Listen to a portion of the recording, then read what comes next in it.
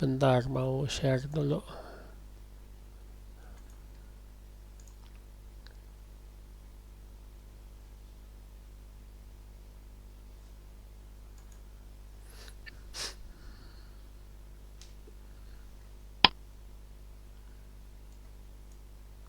Oke. Loh, kok ke sini?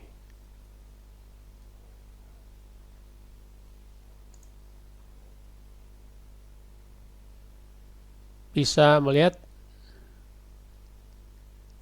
Halo? Belum, Pak. Saya belum bisa lihat hasilnya. Masih belum ada, Pak. Bentar. Salah pijit kali barusan.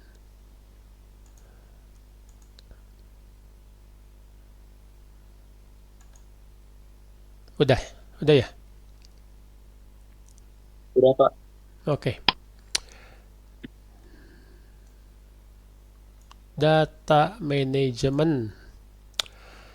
Baik, kita mulai. Jadi dalam sebuah perusahaan besar yang menggunakan apa itu enterprise database, ya tidak perlu perusahaan besar sih ya. Katakanlah apa perguruan tinggi, terus apa itu rumah sakit, mungkin juga UMKM yang sudah memiliki banyak cabang. Ini mempunyai apa yang diistilahkan sebagai pangkalan data perusahaan yang sangat mendukung proses bisnis. Sekarang kita sedang kuliah ya, hari ini Senin jam 7 di Unpas. Itu bukan hanya kita yang kuliah, tapi banyak kelas yang kuliah, dan ini harus dikelola semuanya terpusat dalam enterprise database. Yang kita melihat cuma apa situ, yang kita lihat cuma Edlink, tapi pada dasarnya enterprise database ini terdiri dari 3 bagian utama. Barusan saya absen Anda. Apa yang saya lakukan? Dosen melakukan transaksi perkuliahan dengan mengabsen mahasiswa, mengupdate data kehadiran mahasiswa. Jadi kita bicaranya ini yang nomor 1, transaksional data. Ini seperti kalau apa yang kita bahas di piramida manajemen level, itu adalah bagian bawah ya, transaksional. Apa operasi sehari-hari, day to day operation. Apa kalau di supermarket itu adalah input pembelian ya barang oleh misalkan eh customer. Kalau di rumah sakit itu adalah pendaftaran pasien misalkan ya, atau update apa itu kondisi pasien. Kalau di bank mungkin yang ngambil uang, yang Iya. setor uang, ini termasuk transaksional data. Nah, transaksional data ini berkaitan erat dengan master data. Apa master data? Ini data utama yang pada dasarnya itu tidak boleh diutak-atik.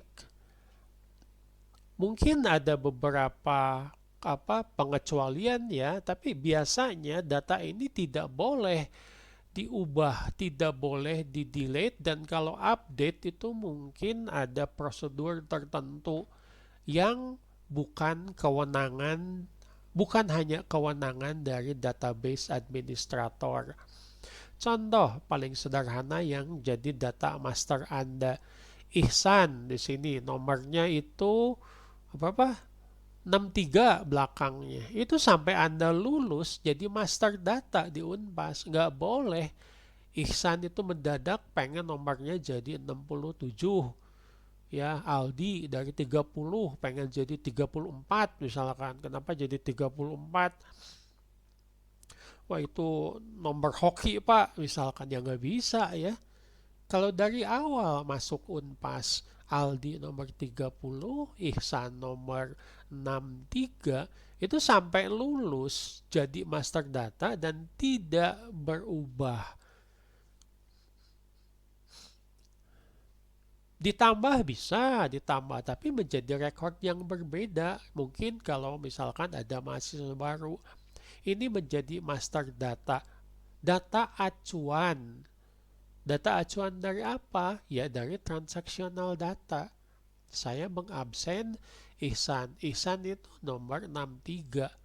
Ya, kuliah manapun, dosen manapun, pada saat diabsen, Ihsan tetap nomor 63.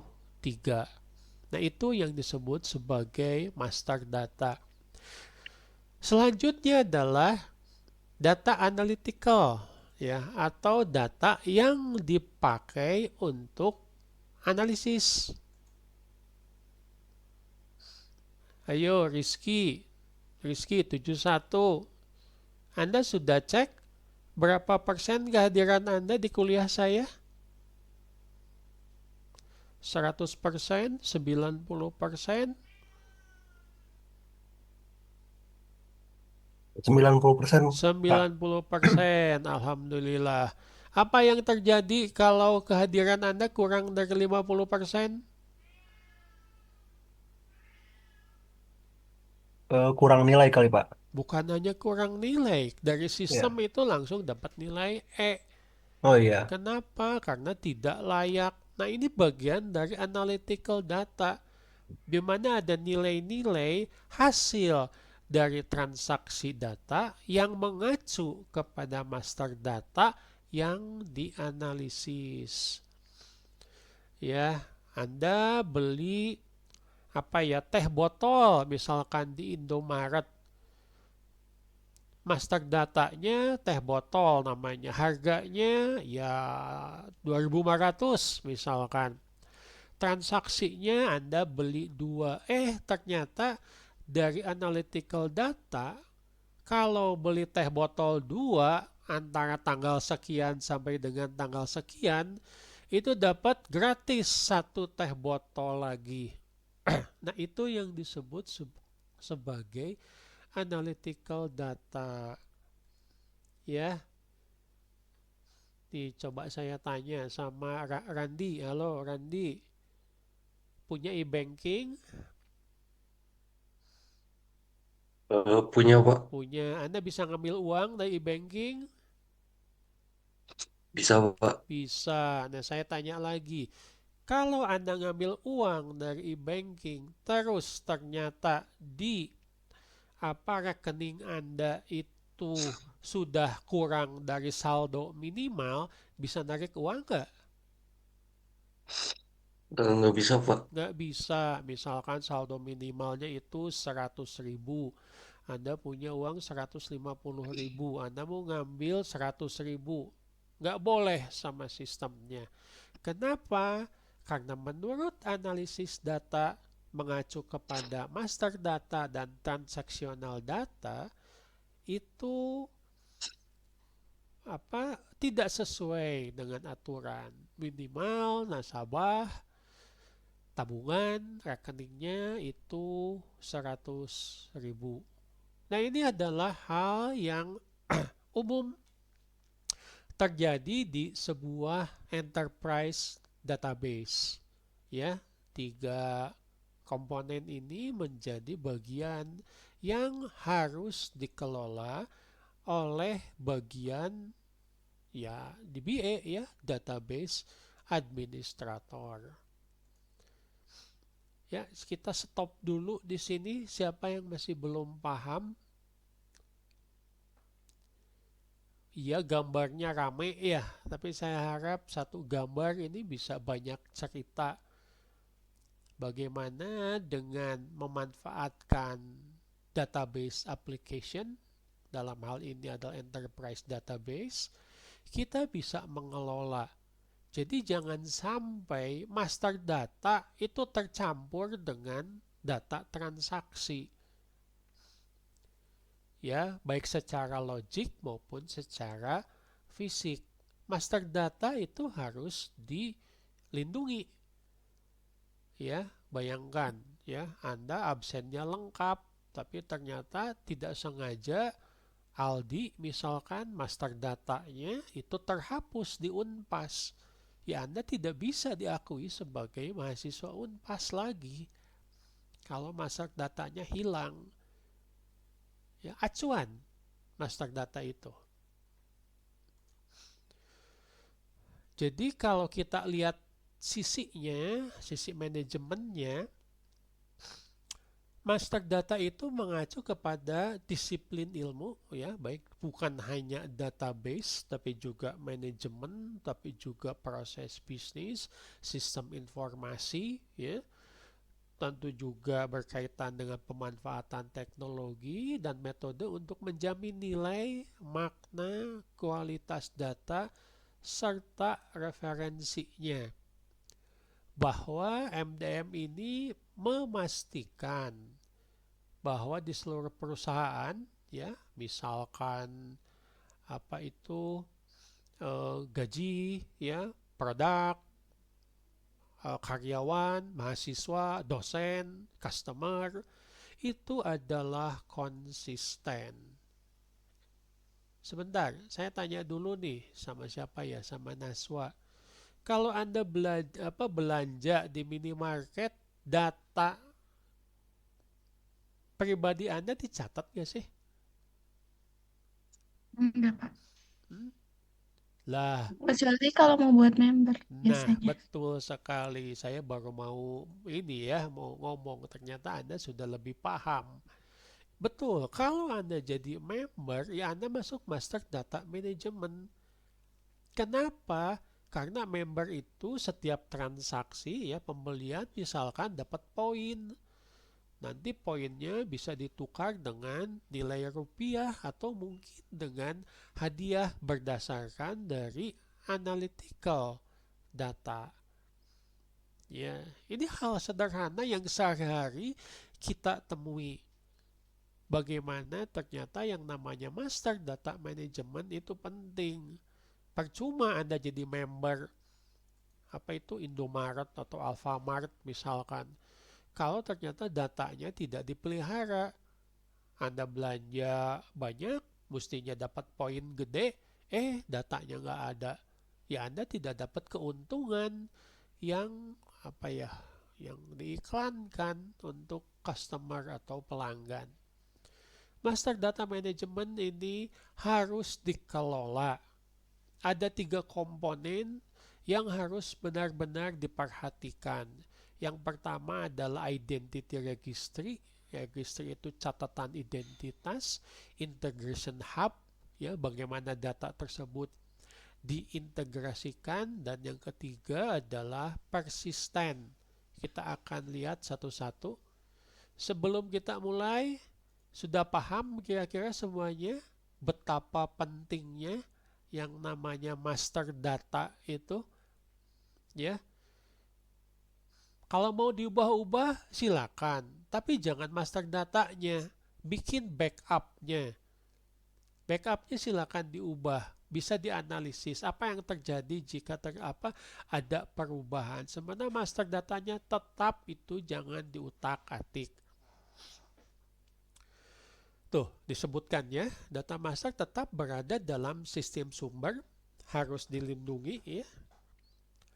Dan aplikasi merujuk ke registry untuk menentukan mana yang disepakati mengacu kepada data tertentu.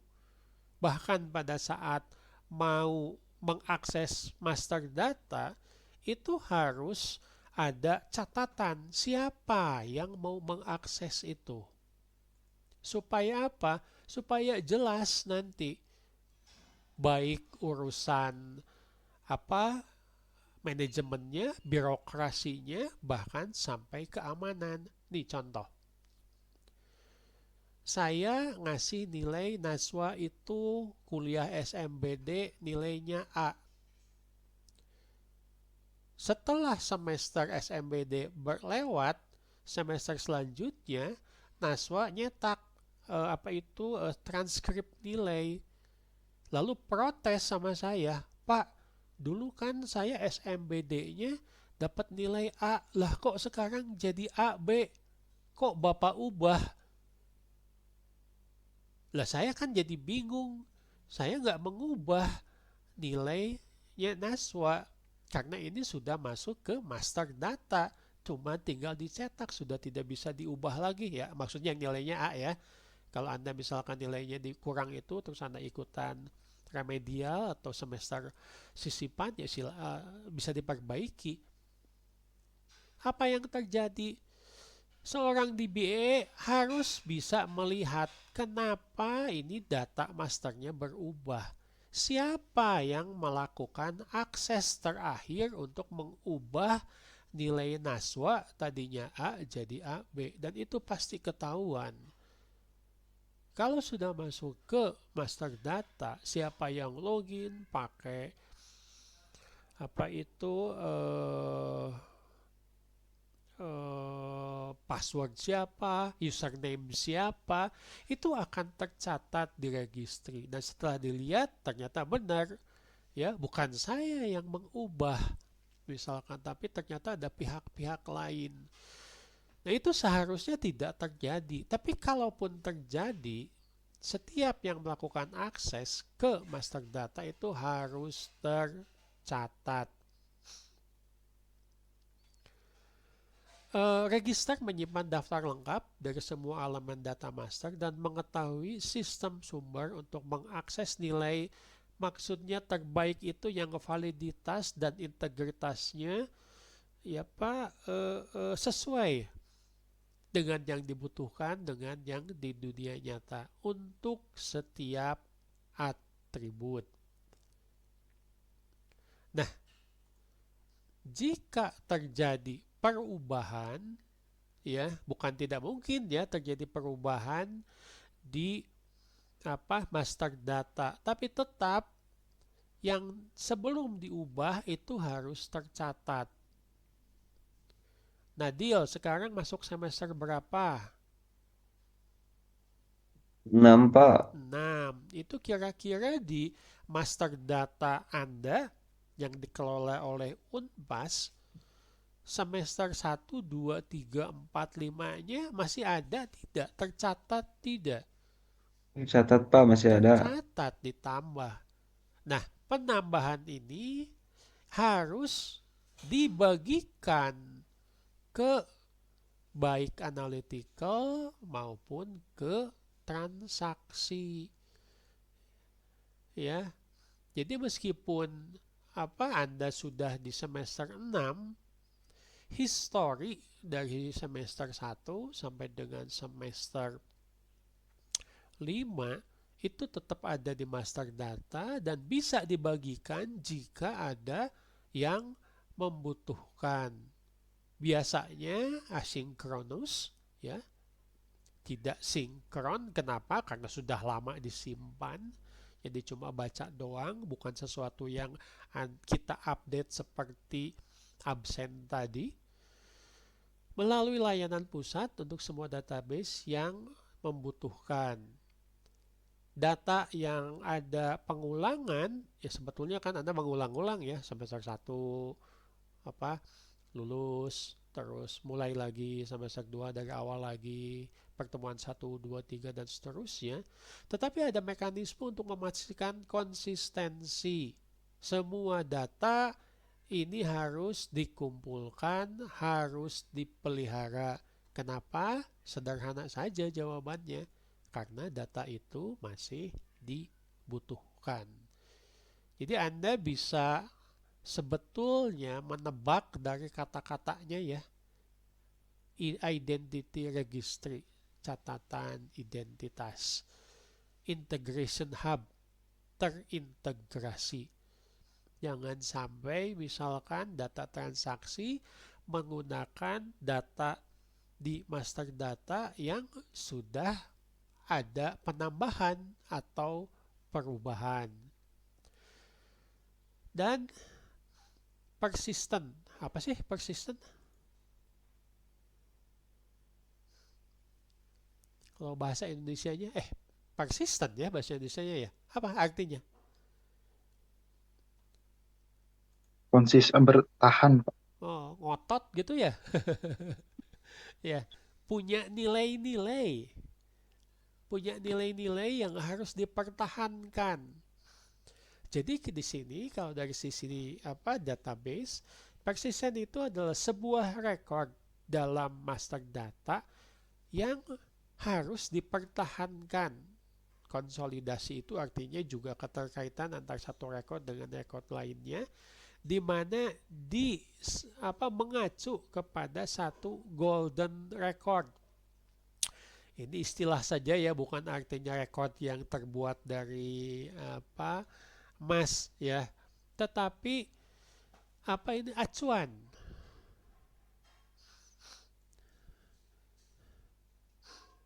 Nih, saya tanya, nama Anda di KTP sama tidak dengan yang di kartu keluarga? Sama Pak. Sama. Yang jadi acuan yang mana ya? KTP atau kartu keluarga? Anak-anak kan belum punya KTP. Anda punya KTP umur berapa tahun sih? Ihsan 17 punya Pak. KTP umur berapa tahun? 17 Pak. 17. Waktu 16 tahun Anda baru lahir, sudah tercatat belum di KK? Sudah punya akte tidak? Sudah Pak. KK mengacu kepada akte. KTP mengacu kepada KK. Nah, Nadil punya ini enggak? Punya SIM? Punya Pak. SIM mengacu kepada apa? Kendaraan Pak. Kok SIM mengacu kepada kendaraan? SIM Anda, nama Anda di Oh, SIM. nama KTP Pak. Nama Anda kan bukan Honda, bukan Kawasaki ya. Mengacu kepada KTP, mengacu KTP Pak. kepada KK. Jadi yang golden recordnya apa ya? KK atau akte?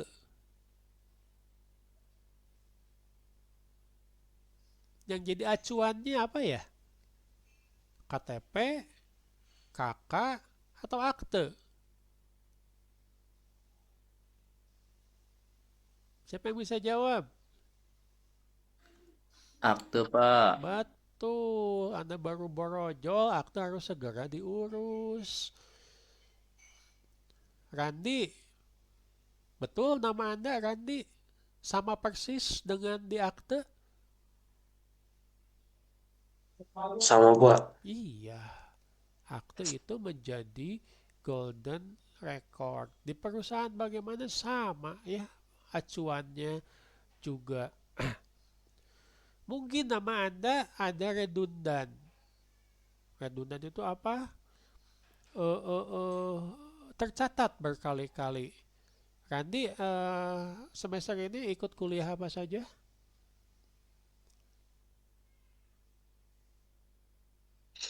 Tolong sebutkan 3. Analisis sistem, Heeh. terus pemrograman berorientasi objek, sama SMBD Pak. SMBD Semua semuanya sistem. tercatat dalam ketiga mata kuliah tersebut, tetapi tetap mengacu kepada master datanya di Unpas, bahwa nama Anda Randi, bahwa nomor NRP Anda itu adalah 97, ya, bahwa Anda itu adalah angkatan berapa? 22? Ya. Nah, itu yang disebut sebagai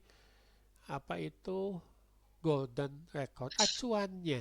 Kenapa dari tadi saya menyebutkan yang namanya master data itu jadi acuan dan biasanya tidak bisa diubah sembarangan. Kalaupun diubah, nanti harus ada tercatat historinya. Ya, kapan diubahnya, oleh siapa, kenapa, dan seterusnya. Jadi gambarnya kurang lebih seperti ini. Master data itu bisa dimanfaatkan oleh berbagai pihak. Bisa online, bisa offline, bisa menjadi data source atau sumber data untuk proses yang berbeda, bisa langsung diakses oleh pengguna, ya. Jadi bayangkan kalau ada orang yang misalkan tidak punya akte. Ya gimana dia bisa ngurus KTP, ngurus KK secara kewarganegaraan? Jangan-jangan nanti dia dianggap sebagai bukan warga negara Indonesia. Ya. Jadi kalau kita lihat ini sudah di luar database, bukan cuma urusan database, bahkan sampai dengan urusan hukum, ya. Dan apa itu? Ya undang-undang kali ya. Baik. Nah, karena banyak yang membutuhkan master data, ya, banyak transaksi, banyak kebutuhan data untuk melakukan analytical, maka data itu harus bisa diintegrasikan. Jangan sampai pada saat transaksi datanya itu acuannya berbeda dengan yang ada di master data. Di sini disebutkan bahwa sebagian besar organisasi memiliki database yang berbeda untuk tujuan yang berbeda. Betul, database satu ya, tapi ternyata pada saat transaksi ada terjadi proses transaksi di misalkan perencanaan produksi, di pengendalian, mungkin di order entry, ya. Ya kita tadi kuliah awal-awal itu absent entry ya. Analytical, misalkan untuk pengambilan keputusan lokal, keputusan taktis, atau mungkin juga keputusan strategis berdasarkan hasil dari transaksional. Kalau barangnya misalkan laku, mungkin manajemen memutuskan untuk menaikkan harga. Kalau harga barangnya tidak laku, mungkin untuk menurunkan harga. Ini tidak bisa analytical dilaksanakan tanpa ada master data, tanpa ada data dari transaksi. Maka diperlukan koordinasi perusahaan dan pengambilan keputusan supaya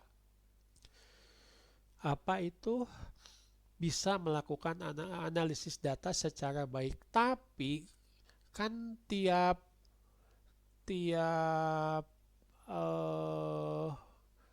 perusahaan itu ada tanggung jawabnya, ada bagiannya. Anda nanti sudah lulus bekerja di bagian IT, lah itu kan bagian dari perusahaan, IT department. Sementara teman Anda yang dari Fakultas Hukum Unpas diterima di bagian personalia. Ya personalia punya datanya yang harus dikelola. IT juga punya datanya yang dikelola. Masing-masing punya lingkup, meskipun database-nya itu terintegrasi, masing-masing punya apa yang kita sebut sebagai silo data, silo, tempat berkumpul data yang dikelola oleh bagian-bagian tertentu dalam manajemen perusahaan. Ini contohnya ya. Jadi database itu seakan-akan dikelompokkan dalam beberapa kelompok. Contoh, ini ada contact information. Contact information apa? Contact information calon customer. Ini biasanya dikelola oleh bagian marketing. Betul, ini bagian dari database, tapi untuk contact information calon nasabah, calon customer, ini adalah tanggung jawabnya bagian marketing. Yang mengelola, yang input, yang update, ya, yang mungkin nanti mengajukan untuk ditambahkan ke master data, itu adalah bagian marketing. Ini ada purchase history, pembelian, ya itu masih bagian marketing juga sih. Ya, ini contoh-contoh saja. Tetapi sebetulnya meskipun data itu dibagi menjadi silo-silo, tetap harus terintegrasi. Nih, saya tanya. Betul, bagian marketing beda datanya, bagian personalia beda datanya, mungkin juga bagian IT beda datanya. Tapi kalau manajemen level middle, apalagi yang level atas butuh data dari marketing dan personalia, itu bisa diambil dengan mudah tidak? Harusnya bisa diambil dengan mudah. Dicontoh ya, kita kuliah di prodi teknik informatika. Sementara mungkin teman-teman Anda yang lain ada yang di teknik pangan, ada yang di teknik mesin. Loh, itu datanya masing-masing. Istilah di sini adalah silo. Bagian IT, bagian TIF, bagian TP, bagian teknik mesin, itu masing-masing punya mahasiswanya sendiri, punya kuliah sendiri, punya jadwal sendiri. Tapi pada saat mau ujian, misalkan ya ujian tengah semester, loh kan itu semuanya harus bisa diintegrasikan oleh dekanat, oleh fakultas. Tetap itu menjadi bagian yang tidak terpisahkan dari database-nya Unpas.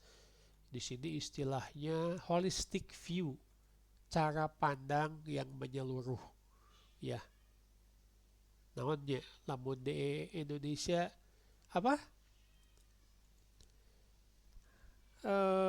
semboyan negara kita apa? Azril, semboyan negara kita apa?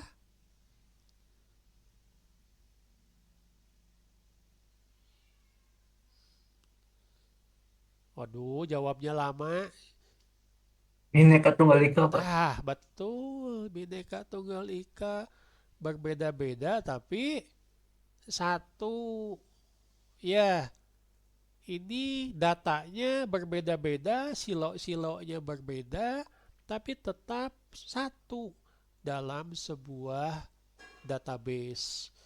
Nah, silo ini harus bisa diintegrasikan. Misalkan untuk kepentingan analytical data. Pendekatannya bagaimana? Satu, integrasi aplikasi. Bagaimana mengkoordinasikan arus informasi antar berbagai aplikasi bisnis. Mungkin marketing punya bagian aplikasi database, mungkin IT juga sama, mungkin personalia juga sama. Ini tetap harus bisa diintegrasikan. Yang kedua adalah integrasi proses bisnis. Ada koordinasi kegiatan di seluruh proses bisnis.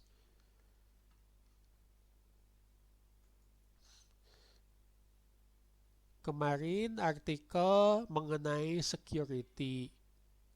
Bagaimana ternyata orang yang sudah dipecat itu masih punya hak akses ke perusahaan sehingga dia menghapus database-nya. Berbuat sesuatu yang merugikan perusahaan. Ini sebetulnya ada kelemahan di integrasi proses bisnis. Kenapa? Lah kan sudah dipecat. Dipecatnya sama siapa? Sama personalia. Karena mungkin melanggar aturan perusahaan, ya. Dan tidak bisa diampuni gitu misalnya ya. Lah, yang namanya personalia baik dari sisi data maupun dari sisi proses bisnis itu harus segera ngasih tahu ke database administrator. Si A itu, si B itu sudah tidak bekerja di perusahaan kita.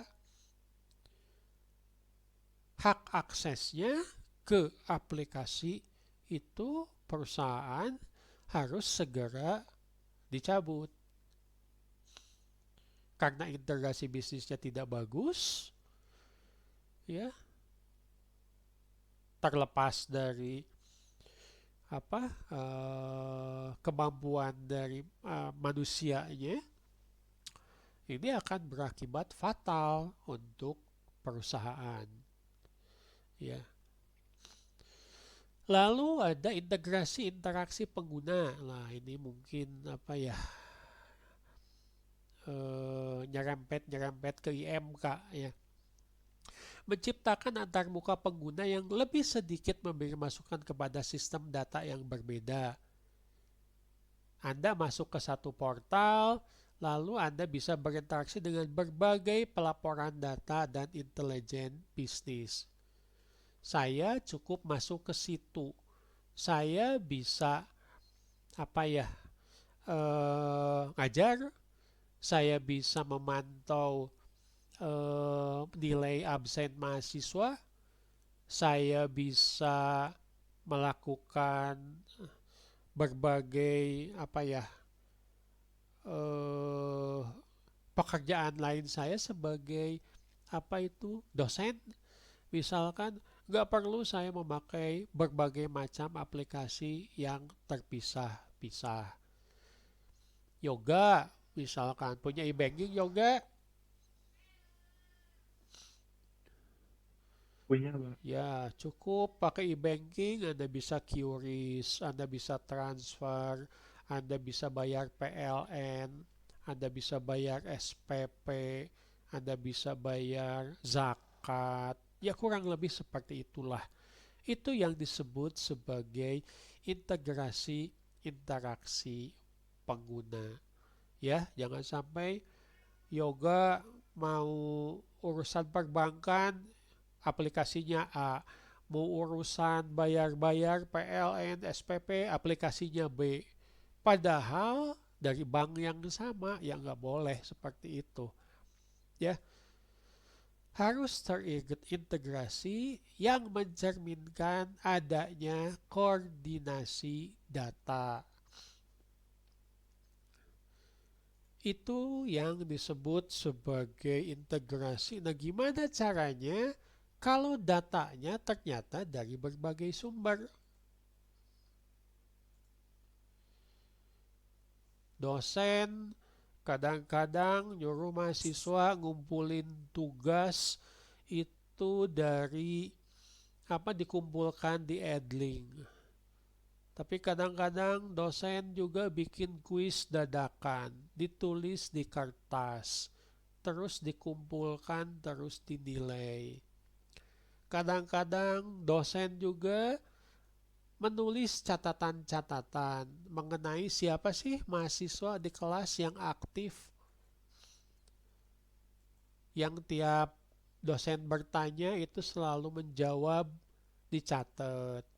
Lah kan itu bukan hanya di database, tapi dosen punya catatan-catatan lain.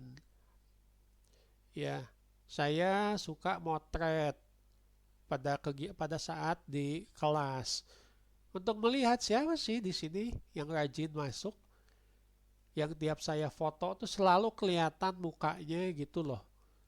Loh, itu kan juga sesuatu yang tidak tercatat di dalam database. Tapi pada saat saya atau dosen mau mengakumulasikan nilai akhir, lah itu semua jadi masukan.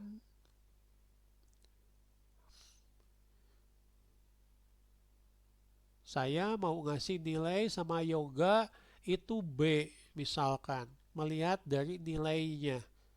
Tapi pada saat lihat foto, lihat catatan, dan saya juga ingat, wah yoga ini di kelas itu aktif. Kasih bonus Tadinya B, saya kasih bonus, misalkan jadi AB. Ya. Itu contoh saja. Bagaimana ternyata data itu ada dari berbagai sumber. Nah, proses untuk menggabungkan itu disebut sebagai ETL, extract, transform, dan load. Bagaimana data yang dari berbagai sumber yang tadi saya ceritakan itu dikumpulkan, diubah datanya sesuai dengan aturan bisnis, dan ya data itu harus bisa disimpan di tempat penyimpanan data. Kenapa kadang-kadang database saja tidak cukup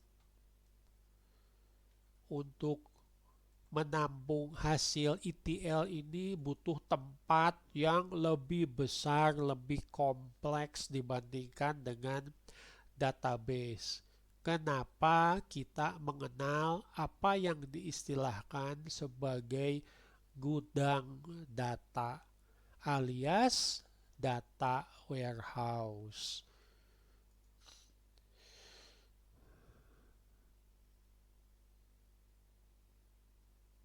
Dalam sebuah perusahaan, database dipakai, tapi tetap ada catatan-catatan dalam Excel. Tapi tetap ada laporan-laporan dalam Word. Mungkin juga dalam kertas. Nah, gimana ini caranya bisa dikelola supaya nanti mendukung dalam analytical, mendukung dalam pengambilan keputusan. Nih, bisa Anda lihat betapa kompleksnya. Bagaimana data itu harus diintegrasikan. Betul, di database kita sudah punya master data, tapi mungkin sumber data awal itu transaksi ya misalkan, atau hasil analytical itu tidak dalam format basis data. Sementara data itu harus tetap disimpan, harus tetap mudah untuk diakses, harus tetap mudah untuk update misalkan. Nah, mesin untuk mengintegrasikan data tersebut umumnya adalah extract, transform, dan load. Ekstraksi semua data dari berbagai sumber, lalu ditransformasikan. Salah satunya itu adalah dibersihkan dari data yang berulang, lalu formatnya disesuaikan, lalu di-load, disimpan di transactional database atau mungkin juga di data warehouse. Ini tidak bisa langsung disimpan, ya. Harus ada proses untuk integrasi data dulu. Baru datanya itu bisa dianalisis, bisa untuk bikin laporan oleh pihak manajemen atau pihak-pihak lain di perusahaan yang membutuhkan.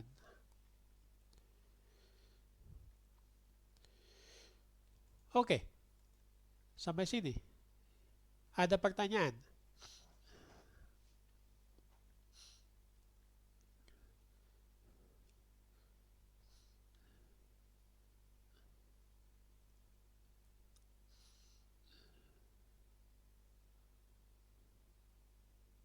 Gak ada? Oke, saya lanjutkan. Nah, untuk integrasi datanya ada berbagai macam teknik, ya. Yang populer itu ada 3. Yang pertama adalah data consolidation, konsolidasi data. Ya, Anda mungkin pernah baca berita Partai A melakukan musyawarah nasional dalam rangka konsolidasi. Naon sih maksudnya itu teh? Apa sih konsolidasi itu? Coba tolong lihat di Kamus Bahasa Indonesia, konsolidasi itu artinya apa ya?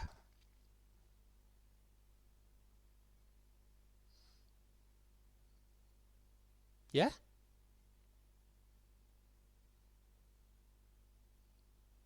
Proses pergabungan bukan Pak? Menggabungkan, tapi terintegrasinya memang dengan baik, ya, bukan sesuatu yang dipaksakan. Yang kedua adalah data federation. Kalau Anda pernah lihat sejarah, negara kita itu pernah jadi Republik Indonesia Serikat. Jadi negara federasi, bukan provinsi, tapi jadi negara bagian, states, mungkin seperti di Amerika ya. Itu federasi. Yang ketiga adalah data propagasi atau propagation. Oke, kita bahas satu-satu. Ya. Jadi konsolidasi ini adalah melakukan mengkoleksi dan mengintegrasikan data dari berbagai sumber ke tujuan tunggal. Disatukan dalam sebuah tempat penyimpanan tunggal. Ini mengacu kepada konsep ETL yang tadi kita bahas. Hasilnya, kalau disimpan dalam database, itu disebut sebagai consolidated database. Ya. Database yang sudah dikonsolidasi. Kenapa? Karena terdiri dari berasal dari berbagai sumber dan dalam berbagai format disatukan. Ini biasanya ada di DBMS Enterprise. DBMS yang mendukung data warehouse. Ya. Saya lupa lagi mereknya ya, tapi kalau nggak salah ada Hadoop, ada macam-macam lah. Ya. Ini nanti kalau Anda tertarik untuk melanjutkan kuliah database, bisa ngambil kuliah pilihan data warehouse. Ya. Gudang data. Pasti Anda akan memperdalam urusan ini ya, ETL, extract, transform, dan load. Kenapa kita pakai konsolidasi data? Pertama adalah bikin kerja menjadi lebih ringan. Pengguna terisolasi dari beban kerja yang saling bertentangan, khususnya dalam update. Kenapa? Karena update-nya, misalkan untuk disimpan di dalam database, itu sudah dibantu oleh aplikasi, oleh sistem. Ini memungkinkan untuk mempertahankan catatan perubahan nilai, bukan hanya nilai saat ini. Jadi historinya itu tetap kelihatan. Ada mahasiswa pertama kali ngambil SMBD dapat nilai B. Terus dia ngambil lagi di semester selanjutnya atau mungkin di semester sisipan. Akhirnya dapat nilai A. Betul yang tercatat itu di transkrip nilai A, tapi di database nilai B-nya tetap ada. Bahwa dia itu 2 kali ngambil kuliah SMBD misalkan. Datanya besar, tetapi dapat diakses dengan cepat. Tetapi hanya bisa bekerja baik jika lingkup kebutuhan data bisa diantisipasi terlebih dahulu. Apa ini? Requirement. Harus jelas requirement-nya. Mungkin juga transformasi data ini dapat ditumpuk dulu. Ya, nggak perlu satu-satu, ngabisin waktu. Istilah ditumpuk itu batch. Untuk efisiensi yang lebih besar. Kenapa bisa seperti itu? Ya karena kemampuan sistemnya bisa mengelola data yang banyak dalam satu saat menggunakan ETL dan disimpan di dalam consolidated database. Kekurangan data konsolidasi ya mungkin bisa diringkas dengan satu kata saja, mahal. Ya, butuh biaya untuk sistem, untuk aplikasi, untuk software, hardware, operating system dan lainnya. Ini lebih tinggi dibandingkan dengan database biasa.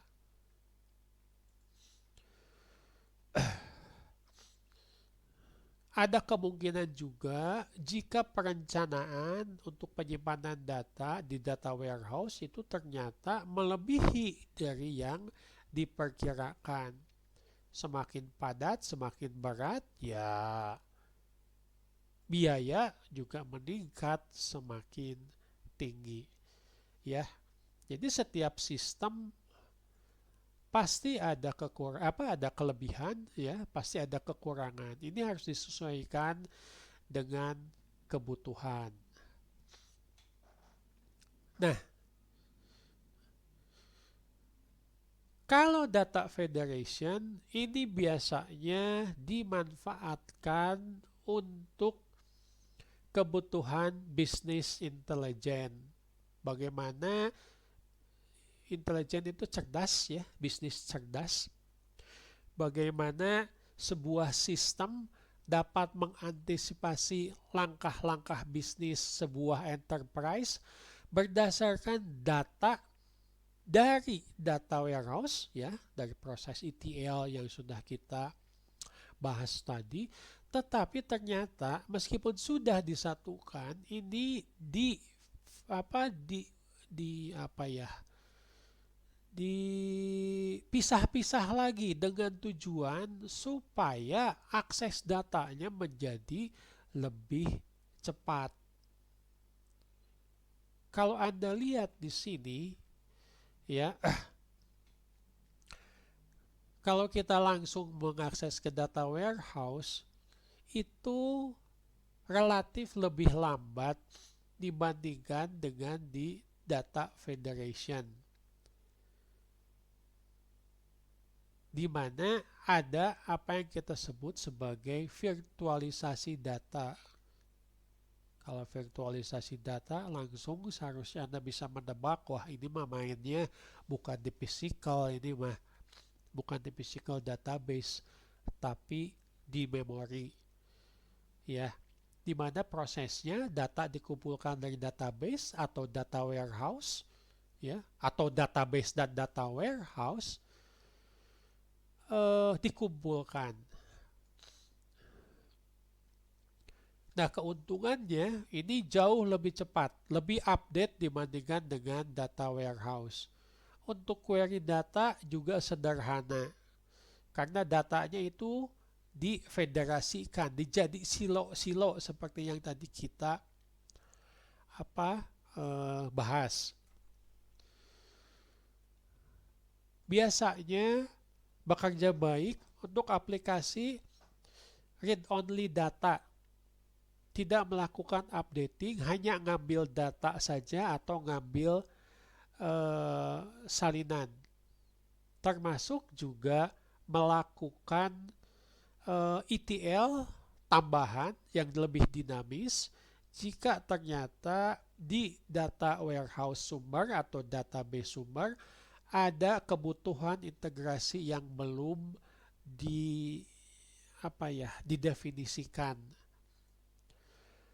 Kerugiannya ya ini mungkin dua kata saja, ya, sangat mahal. Ya, kalau tadi mahal, ini sangat mahal. Kenapa? Karena beban kerjanya itu lebih tinggi dibandingkan hanya dengan memakai data warehouse.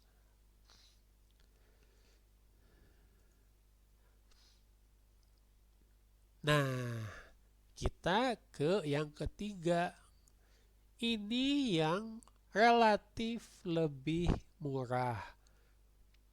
untuk biaya, untuk resource yang dibutuhkan.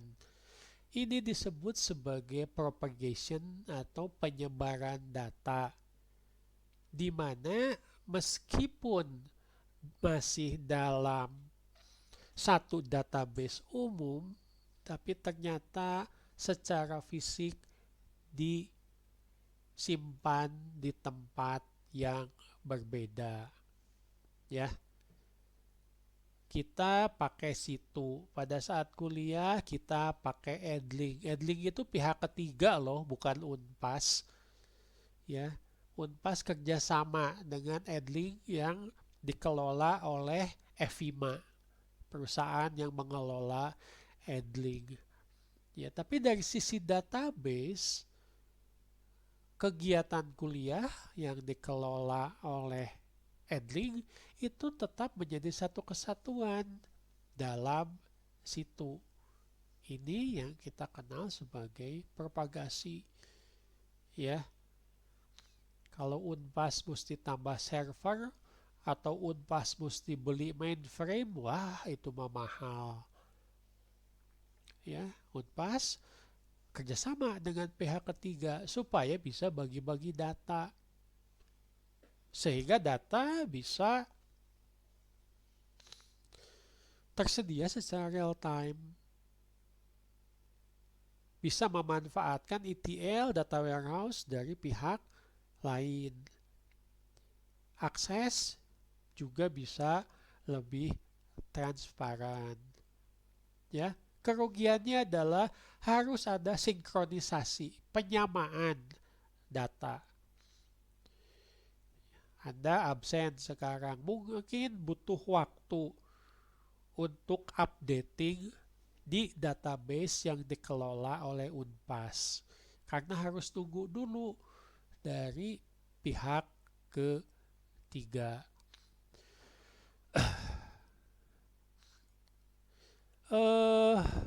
Selanjutnya adalah transformasi data. Tadi kita sudah menyebut mungkin data itu berasal dari berbagai sumber, bukan hanya database. Dijadikan sebuah format di sistem tujuan. Langkah-langkahnya adalah yang pertama pemetaan data, peta elemen data dari sistem sumber data ke sistem data tujuan, ya, dan mungkin juga dibutuhkan kode generation. Harus bikin program lagi supaya bisa mengidentifikasi data tersebut.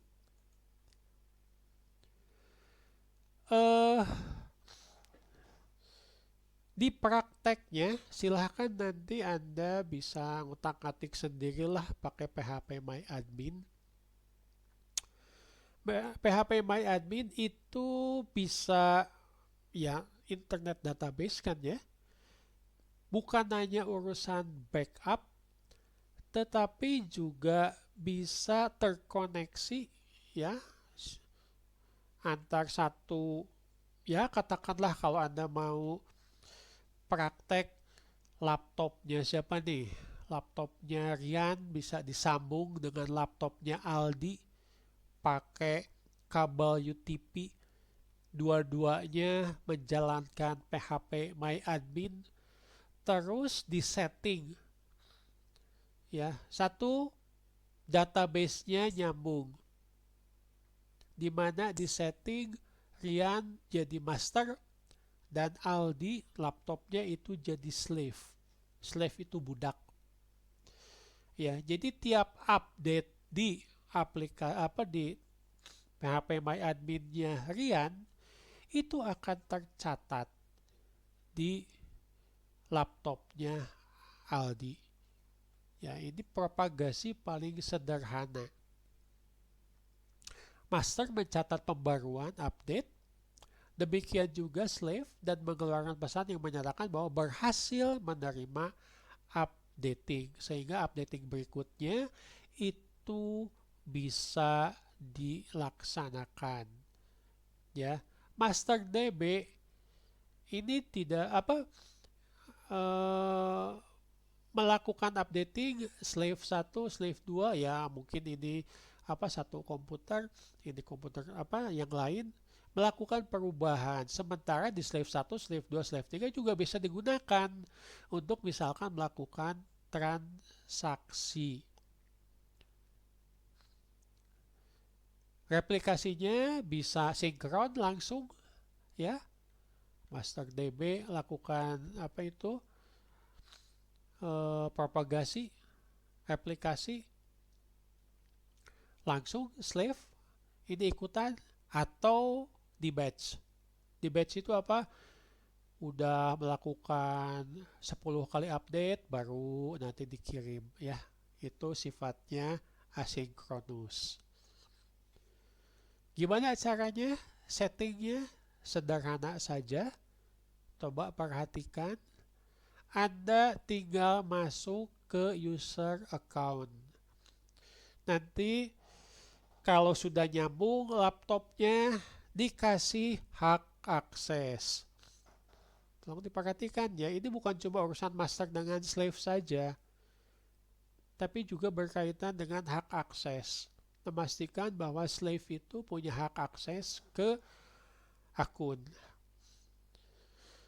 Isi username ya, isi host.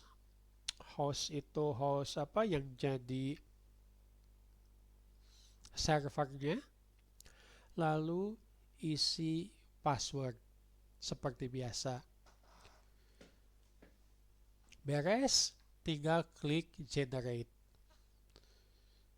Database yang ada di akun master itu bisa dipakai. Anda bisa nambah 1 user baru, bisa nambah 2 user baru, dan seterusnya. Jadi, hanya dengan menggunakan PHP MyAdmin, Anda bisa praktek salah satu tanggung jawab database administrator. Apa itu? Mengelola akun, mengelola hak akses. Ya, menentukan user baru, nanti ada ukuran buat kekuatan dari dari password. Beres, Anda tinggal setting privilege.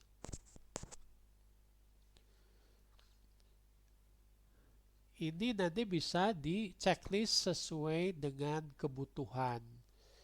Ya, hati-hati tapi untuk slave perhatikan ini data. Mungkin select boleh, insert boleh, tapi jangan-jangan update tidak boleh, delete tidak boleh, apalagi sampai dengan buka file. Ya, namanya kalau bukan database administrator, biasanya data structure termasuk juga administration itu dibatasi. Nih, contoh. Coba perhatikan untuk administrasi. Jangan sampai Anda menceklis grand dan super. Apa sih itu? Grand itu memberikan izin untuk mengakses semua data. Nggak boleh. Ingat konsep silo tadi. Bagian marketing hanya boleh mengakses tabel-tabel yang memang tanggung jawabnya marketing. Personalia hanya yang personalia saja.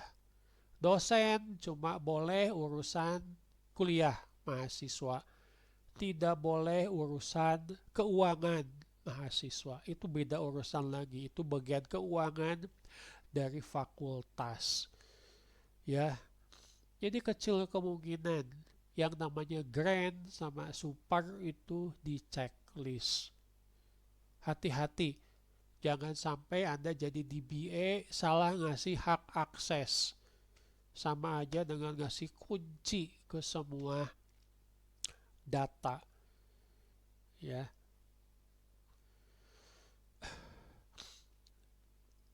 Nah, yang tadi propagasi itu di sini istilahnya dikenal sebagai replikasi. Ya, mirip-mirip dengan apa itu duplikasi. Ini tujuannya untuk menambah hak akses user sebagai client dan slave untuk replikasi data. Kalau sudah seperti ini, beres. Ya, sudah selesai. Artinya Anda sudah jadi server, sudah punya master data, ya. Di sini istilahnya master replication. Lalu ada slave replication, di mana di slave ini bisa dilaksanakan transaksi, bisa dilaksanakan analisis data.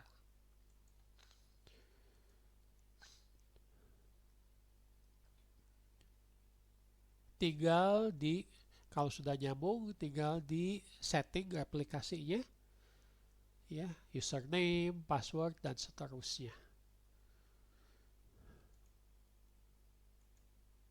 Oke.